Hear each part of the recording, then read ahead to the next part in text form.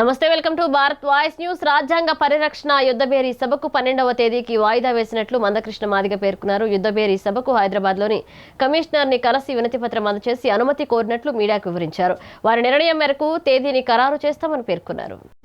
Police commissioner సూచన మేరకు ఈ నెల 9వ తారీఖు నాడు జరగబోయే రాజ్యాంగ పరిరక్షణ యుద్ధభేరీ ప్రదర్శన సభను ఈ నెల 12కు వాయిదేసుకుంటున్నాం.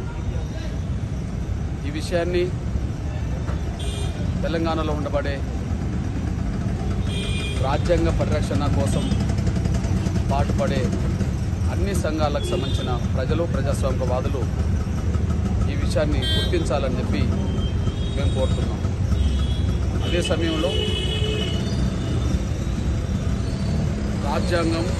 రాజ్యాంగంలో ఉండబడే చట్టాలు ఏవైనా పాలకులకైనా సామాన్య ప్రజలకైనా ఒకే తీరుగా అమలు చేయాల్సిందే తప్ప ఒకరి పక్షాన చట్టాలను పక్కకు పెట్టి వాళ్ళను గౌరవించినట్టుగా, ఇంకొకరి పక్షాన చట్టాలను నిర్వీర్యం చేసినట్టుగా ఉండకూడదని, అందరినీ సమాన స్థాయిలో గౌరవించే విధంగా పోలీస్ యంత్రాంగం ముందుకు రావాలని చెప్పి మేము కోరడం జరిగింది.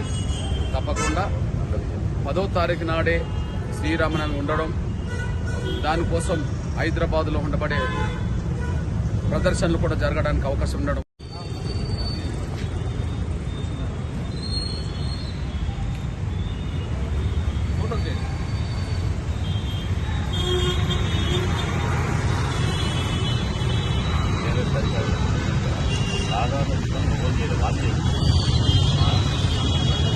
ఇంత దూరం అంటే ఇక్కడ అంబులెన్స్ ఆగిపోయి